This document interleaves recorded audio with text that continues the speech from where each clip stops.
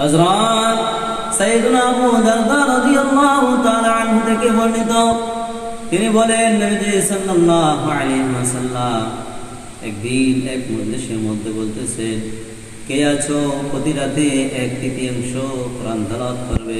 তখন সাহাবারা বলতেছেন, ইয়া রাসূলুল্লাহ, প্রতি রাতে কিভাবে 1/3 কোরআন তেলাওয়াত করা সম্ভব? তখন নবীজি সাল্লাল্লাহু আলাইহি ওয়াসাল্লাম বলেন, এটি হচ্ছে সূরাতুল ইখলাস। সূরাতুল ইখলাস একবার তেলাওয়াত করলে 1/3 সমান সওয়াব পাওয়া যায়। সুবহানাল্লাহ।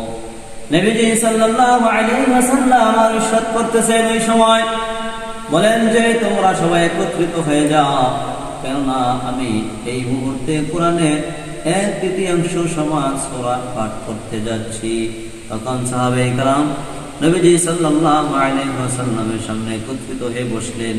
তখন নবীজি সাল্লাল্লাহু আলাইহি ওয়াসাল্লাম পাঠ করতে শুরু করলেন, বিসমিল্লাহির রহমানির রহিম, কুল হুয়াল্লাহু আহাদ, আল্লাহুস সামাদ, লাম ইয়ালিদ ওয়া লাম ইউলাদ ওয়া লাম ইয়াকুল লাহু কুফুয়ান আহাদ।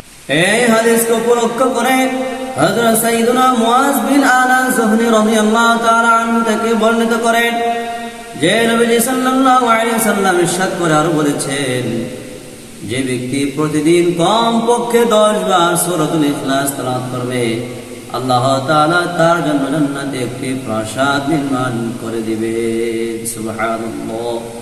এই হাদিসটিকে উপলক্ষ করে হযরত সাইয়েদুনা উমর বিন খাত্তাব রাদিয়াল্লাহু তাআলা আনহু আরজ করলেন, ইয়া রাসূলুল্লাহ সাল্লাল্লাহু আলাইহি ওয়াসাল্লাম, তাহলে তো আমরা এটাকে অধিক হারে পাঠ করতে পারি।